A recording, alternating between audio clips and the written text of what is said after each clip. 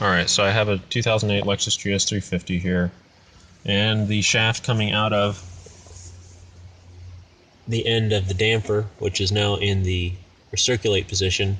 So this is this piece of a cylinder here that rotates about the axis through this shaft here and this shaft here. It broke the shaft off, probably because somebody tried to change the cabin air filter without putting it on recirculate in advance, in which case if you try to force that open by hand, you'll break it. So I tried to take out, or tried to shift the whole blower assembly here around inside here without taking the dash out, so I could take the $40 damper door and replace it entirely. There's just no room to do that. You have to pull the dash if you're actually going to change this whole piece of I don't know if you can tell, but it's a piece of a quarter. It's about a quarter. If you took a can and cut it into quarters, that's basically the shape of it. It has a little shaft sticking out the end over on this side. And so I managed to piece the end of the shaft back together with a screw there, and so I'm going to describe how all this comes apart here. First thing, you need to put it on recirculate, chalk the wheels and disconnect the battery because you got an airbag here. You have to take off a lot of stuff to get the glove box out. This piece here pulls out directly like so. In order to do that, I use this little tool here, stick it in right underneath that piece of trim and the cover the center console here like so, and then rotate it up 90 degrees, and then you can pull it out on either side where the prongs are that hold it in there. And then to get this out, pull out the knob on the shift lever here, just unscrews, and then I used a putty knife and I fit it in right back here underneath the edge along here and here, and then you can carefully get that in there and then lift up, and it'll pop these prongs out of place. Now on this side, these prongs here are a little different, and they will probably put up quite a fight. I don't know if you can see, these don't have this nice smooth cover over them. They had a very hard, sharp barb. I actually cut down a little bit so that next time I took it out, it was much easier. So I highly recommend that little modification there, because you'll find these catch really badly, and you could very easily end up breaking stuff. It's very expensive. So these prongs pop up here on either side, and then you kind of have to reach under here and then press this to get the gear shift lever out of park, which is why you need to have the brake and the chocks in, and then you pull this back a little, and then you can lift it up and pull it out.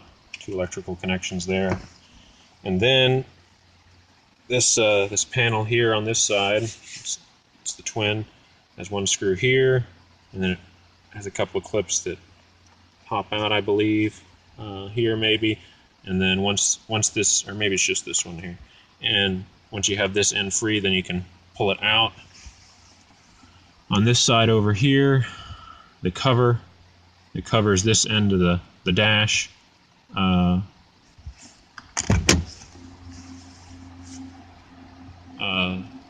Rotates, and the edge pops right out just by your fingers, and then it has a couple of claws on the front, and once you get it out to about an angle like so, then you can wiggle it out. The bottom black plastic cover, it covers up here. That you just reach in with a screwdriver or putty knife, or maybe your fingernails if you're tough, and pull down the front edge of it that has some prongs that slip in up in here, and you just pull the front edge down, and then the front edge tilts down, or I guess it's actually the rear, and then you can pull it out. There's a couple prongs in front that hold the front end. And the wire, the holders for the wiring, some of the holders for the wiring harness here are a real pain. Here's one that holds into that black piece of plastic cover. So you see you have two ears right here. They have to be pressed in with a little screwdriver. It's a real pain, especially if you don't know exactly what's going on with it. Then you can take out you have all 3, I believe it is, screws that hold in the airbag, accessible, and just 3 bolts, like so. And then even when you take those out, it's still kind of held in there a little bit. You kind of have to wiggle it and play with it. And then you'll find once it comes out, there is a little holder here for the wire, and you see it has 2 clips on either side here, which are kind of hard to get to because one of them is covered over by the wire, but you have to release this little ear and that little ear there. And then this plug is actually pretty tricky because it has this piece in the back of it, like so. And so you have to get a little screwdriver, pop that out, and then you can pull this out, but it'll still be real tricky. I used a large pair of slip joint pliers to pull this out since I don't have super strong fingers. And then you can put this to the side, and then all 4 screws that hold the glove box assembly in place are accessible. Glove box comes out, has a couple of prongs that fit in up here. They go out in this direction. They're not too bad. You'll find the holder for the wire here has some ears on it that have to be depressed simultaneously. That's kind of a pain. And then you'll kind of see what all is in here. And let's see what else. There's a duct that goes through here. That's not a big deal to get out. Just has one screw that holds it in place. I took out this gray and red box. Just has one little screw here. These electrical connectors aren't too bad to get out, and then it just comes right out. There's a cover back here. I can show you this cover here. It covers over this pipe or tube, aluminum tube, for the coolant, for the heater core. That has 3 screws that hold it in place. I had to remove that in order to get a Dremel tool back in there. And so that's basically everything about the disassembly.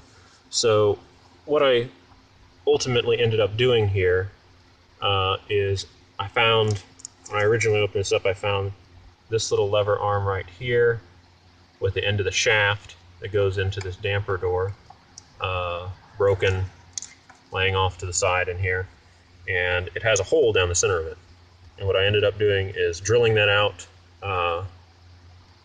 with a drill bit.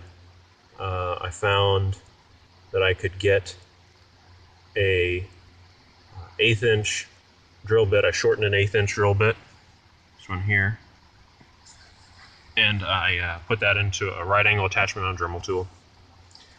And I could fit in to this tiny little space in here that's a little over 3 inches up in here.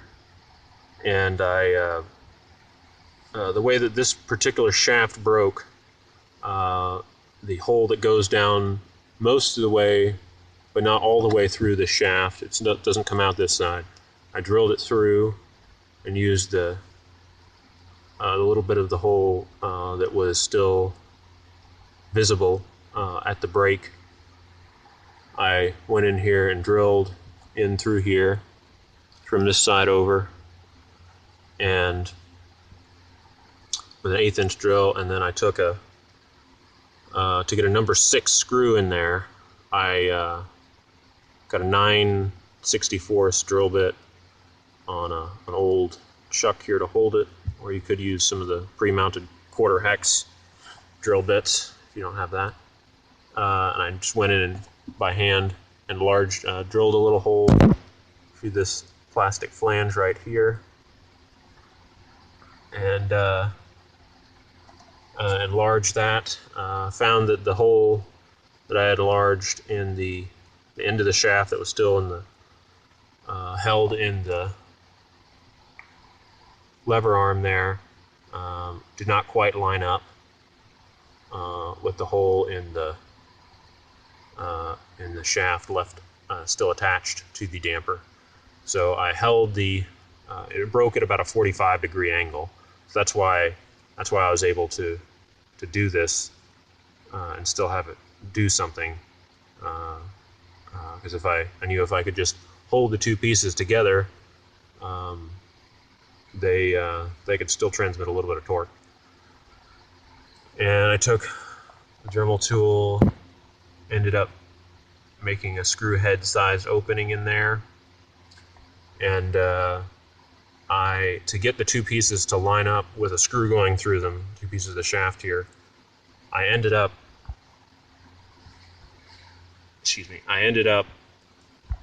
going and holding them together while taking the 9/64 drill on that holder there and going through both of them at the same time, and that shaved off just enough that they lined up. Drilling the 1/8 inch hole with the right angle attachment on the Dremel, getting it started just right was kind of tricky. It's not surprising it didn't line up properly, because the hole that was in there was just a little bit less than 1/8. Since it was at an angle, starting a drill, even if there's kind of a pocket for it, starting it with on an angle, a not flat surface there, kind of walked a little bit. In hindsight, I might have preferred to see if I could get a collet for my little right angle Dremel attachment that would maybe let me have done a 1/16, and then it would have stayed center better, or maybe and then I could have enlarged it coming from the other side, holding the two pieces together. Either way, I got the two pieces with a hole going through them so that when they are held together, the hole lines up. And I got a 2-inch long number 6 screw with a hex head there on this side, because I found that I was just going to put a nut in here and have the shaft coming out this side, but thread locker apparently does not like zinc plated screws according to the instructions, or stainless steel, and since that's what I had on hand, I didn't have any of their special activator for using thread locker on non-active metals. I elected to just use a nut over on this side here with a nylon locking ring on it to hold it in place there. And I used a cutter bit over here to enlarge this hole. And getting this to fit together was a little tricky, because this servo motor gearbox assembly here, when I told it to go to fresh air, recirculated air, so that I could reach in here and get it to hold this head of this screw, I found that the position that this servo motor goes to, it actually rotates this damper quite forcefully over into the up position here for recirculate. And that's actually, I don't know if you can really tell or not, but it's kind of bent a little bit to the side right now. There's a good bit of torque on those lever arms there. So in order to get that to fit and be able to feel that I actually had the shaft fit tight and properly, the two broken pieces fit together tightly and in the right orientation, I actually took this gearbox servo motor here and took it off, unclipped the two halves of the box, and took one of the gears out of position and moved the the lever arm over a little bit so that it wasn't quite so far in that end of the travel, and then put it back together and put it in place, and then I could tell that it was held together properly. And put the battery back in and gave it a test here, and yeah, it seemed to open and close just fine.